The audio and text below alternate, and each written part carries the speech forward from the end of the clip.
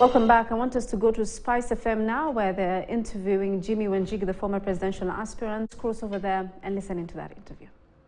I'm doing quick in my brain. You're negative 19. Which cream are you making? As long as you are holding on to the shilling, we are losing value every day. So unless we have a clear discussion,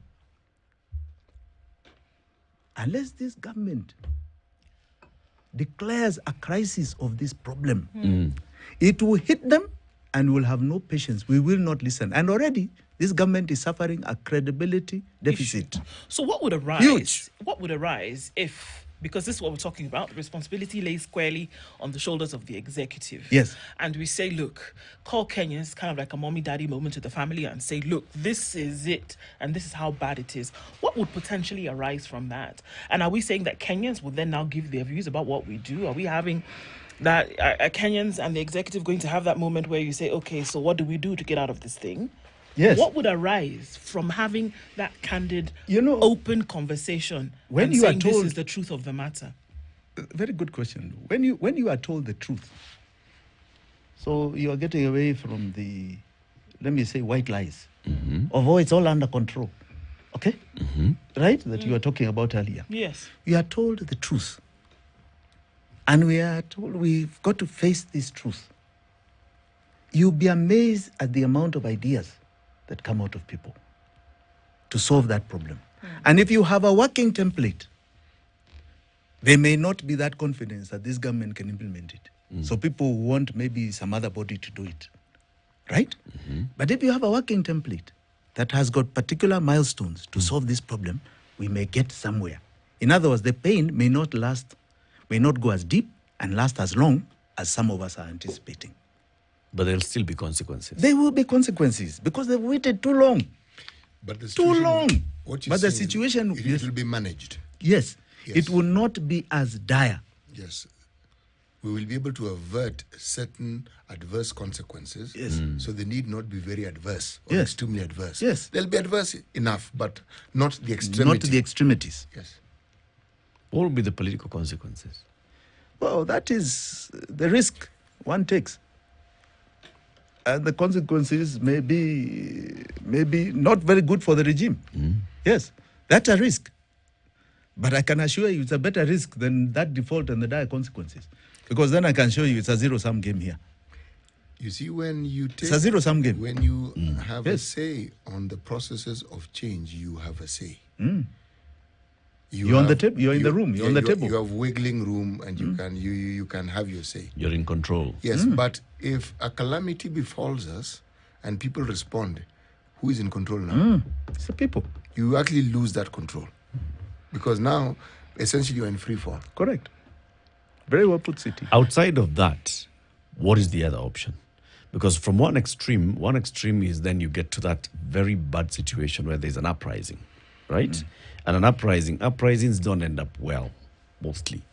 They'll be hijacked at some point by some interested parties and they control. We've seen all these uprisings in all these countries. You end up with the people who are suffering continue suffering while you've just changed the people at the helm. So that's the other extreme. You see here... What's the middle ground? What's the in-between? I'm not as negative as you are about that so-called uprising. You see here, there is a direct purpose, right? The one thing that Kenyans are understanding, that they probably did not understand even 10 years ago, is numbers and the economy. This is the topic. We are prevalent. We are clear about even what the problem is. Even where maybe people ignored us when we screamed it, now it's obvious what the problem is. Now, it would have to have some clear milestones, no matter what change of leadership or whatever joint leadership or formation or committee, whatever. It has to have milestones with a time period, right? And if our lives are not changing, you will see again change. These are extraordinary times for this nation. And I can tell you, we are so capable of rising up to it. We rose up to it for multipartyism. We rose up to it for the independence of this nation. To tell you the truth, out of the 500 million people that the colonizer had colonized, the British, we are the only people that had an armed struggle. All right? We had a constitution, a new one, in peacetime. We came out of our terrible 2007 violence. Kenya is a country of firsts. You'll be amazed what we can do. That's why we are such a pillar on this continent. And I'm very positive about the people of Kenya, about us. Because really, we live up to the adage, Kwame Nkrumah used to say that I am African, not because I'm born in Africa, but because Africa is born in me. I think Kenyans are showing more and more. We are Kenyan not because we are born in Kenya, but because Kenya is born in us. What you've described, Jimmy, is what I'm describing as the in-between, right? That in-between where there's some clear leadership and a clear goal towards something. So we're saying that this is what is wrong and this is what would lead us to the right thing. And before it tips over, before we just jump over the precipice, we have a governed system of getting things right. Yes. The extreme is the other one, where people just take up arms and they're fighting. Everybody will be fighting over something. Destroying things but is not exactly more likely. Everybody will be fighting over the same thing. Correct. Right? And that's the extreme, the anarchy. Correct. So this in-between one requires leadership. Correct. So where is that? That's why we are all talking. That's why we are all talking. Eric, you've articulated this thing very beautifully. Really well. You see, consider for a moment, I am looking at the concept of lost opportunities or opportunities that can be taken advantage of. All right? I like to argue sometimes when I'm being philosophical, perhaps leftistly so, and I look at a missed opportunity after 2002 when Raila had wanted to be prime minister and some individual decided that prime ministership he can go sing to the birds before he got it. And I have looked at the consequences of what happened. Correct. There was a beautiful opportunity there. Yes. It went south. Squandered. So we're saying we have a calamity here that has a silver lining. Yes. An opportunity where something difficult, really difficult, a decision that can be made to avert and to turn things around, but it has presented itself. Yes, it has. Amidst this tumultuous situation that we're discussing, there is an opportunity. Correct. You ask about the leadership. I think the leadership question is answered when you look at those who will rise up to the occasion and understand that this is not a call for chaos and this is not a call for revolution in the violent sense of the word. It is not. This is a call for when leadership stands up and says, folks, let's ensure that this is the path we follow and let's push towards this path. CT, you've articulated it very well. Very well. That is the moment we are in. And I can assure you, we are going to close ranks on this. Leadership here is going to close ranks. Now. Not tomorrow. Now. It's going to happen now. We are closing ranks. All of us. Because we can see this opportunity, we can see the crisis. Our problem, as we are not in government, is that you have a government that is deaf. It's deaf. A government that is still in denial. A government that is lying to its people about this crisis. And they need to take a step back and embrace this moment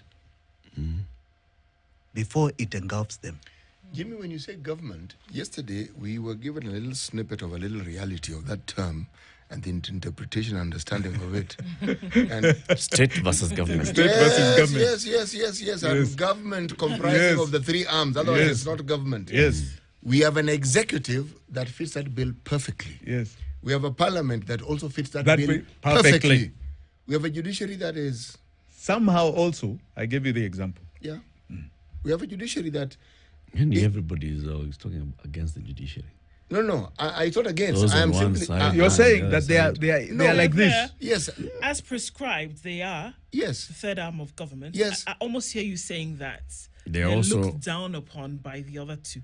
Yes, well, they are bad mouths. That's the simplest way of putting it. And they're bad mouths because they make decisions that seem unpopular with those in power. But I am encouraged when I see certain decisions being made.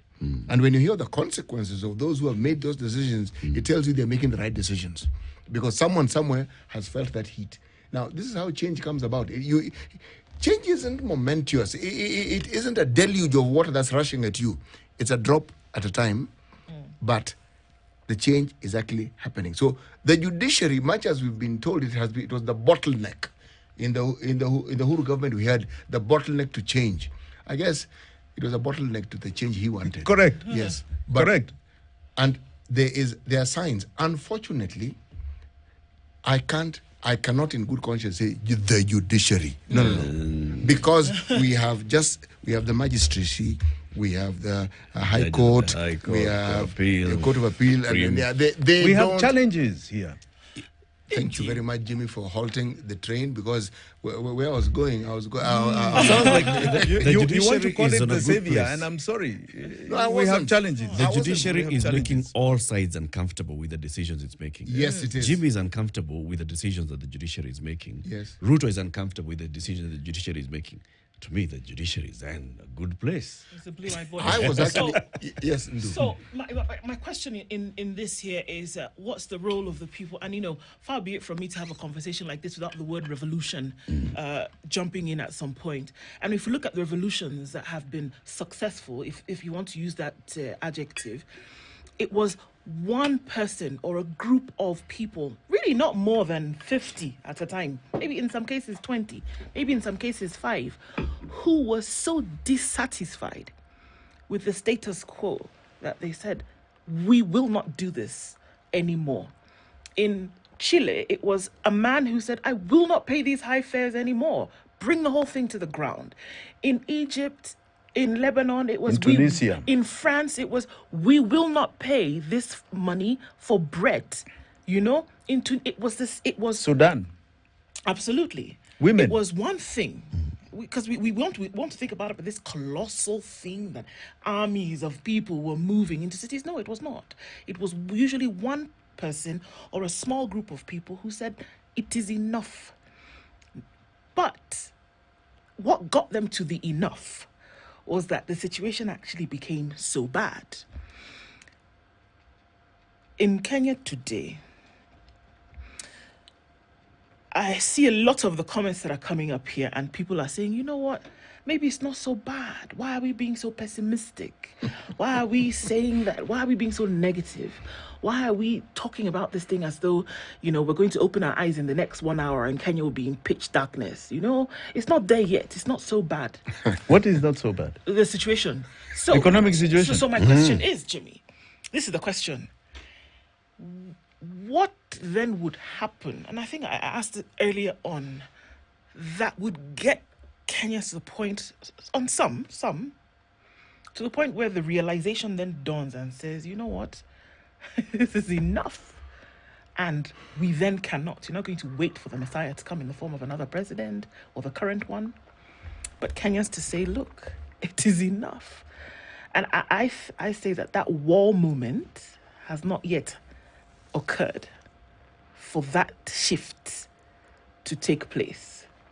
And that's why we have the people who say, well, Jimmy, you're being alarmist and you're being too pessimistic, you're being too negative.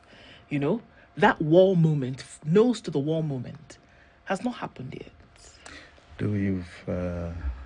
You've articulated what we were saying earlier. Give you the structure of Kenya. The 60% who are just worrying about food. Food. That even if their child doesn't go to school, it's okay. It's another hand to get food. This is a middle class problem. The middle class are where this is going to come from.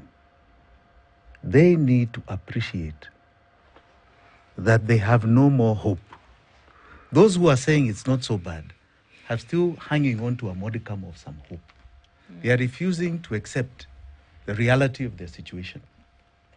If they are going to read the Business Daily headline, they believe that is the greatest news. If I just had a little cash, I'd be earning huge interest rates. They don't do the numbers. That they're in actually a loss situation. Every day they are losing. And it will get to a point, and I can tell you, those who may be writing I have, at least over the last 1 year, tried to circulate very quietly to very many places. And what I found were very angry people, very broke people, very broke, very angry, okay? And people without hope. You know, the worst thing is when you take away hope. So those who are saying that, maybe they are frightened by what I'm saying. I'm not trying to be an alarmist. I'm trying to be very real. I'm not trying to scarecrow. You're not to be a scaremonger. No. You know, as I was saying earlier in relation to what the government should be doing is telling the truth. When you say the truth, then you look at how to solve the problem. The greatest thing is that we are not having honest discussions about our challenges. If we articulate the truth, we will find a way out. So I can tell you, what is not hurting them today, wait until default. So you're saying default, we'll be like Ghanaians saying it's okay. We just continue suffering. We can't move. There are many people I met who said this is even a worse time than the time of COVID. That's how they feel, right? They cannot make ends meet. So I want to assure you, just like many people used to say this during the time of multipartyism, we lived through this.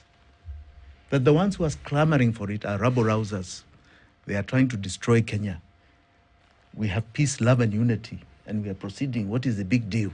They should be jailed. Do you know there were many people who screamed that? I remember Mwai Kibaki saying those who are screaming is trying to cut a Mugumo tree with a razor blade. They are going nowhere. Multipartyism came. People who never saw the end of Moi, we saw it with our eyes like this. All right? So even this is going to happen. The amazing thing, because I can tell you I've been through at least that transition. I went through the transition of Kibaki, from Moi to Kibaki, from Kibaki to Uhuru, and now we've seen Uhuru to Ruto. The one thing I can tell you is that when Kibaki got in, he had goodwill of about 2 years. The people gave him the benefit of doubt and so on and so forth. There was a good feeling. No, let's be hopeful. Okay? And then it broke in 2005 and that was downhill, even though the economy was doing very well. Uhuru had a lot of goodwill. Younger generation, new constitution. He was suave. They were running the show. By the time we got to 2017, in fact, 2015, the stones were flying. This regime has had the shortest honeymoon I've ever seen. Within 1 year, the stones were flying. So I want to tell you something. For those who are in denial, because I think those who are saying things are, those are the very few. I can tell you here now, the honeymoon is over, right? The time is nigh, and they shall see it from the people of Kenya. It is coming. And I can tell you, because it's coming very soon, this default. The pain of it, when they come for your money in your account, because you are privileged to have an account. For those who have M-Pesa, when they start seeing their money going, when life becomes very difficult in terms of just basic movement, I think you will see a different Kenya. And that Kenyan is here in Nairobi. Don't look for them anywhere else. So, if the leadership is not doing what needs to be done, what can the citizens do that will then, because the pain is coming to the citizen, what can the citizen do? And there's something that you said that got me a bit concerned when you said, that the leadership is, what term did you use? Not listening. No. The ones that are now coming together that... Yes.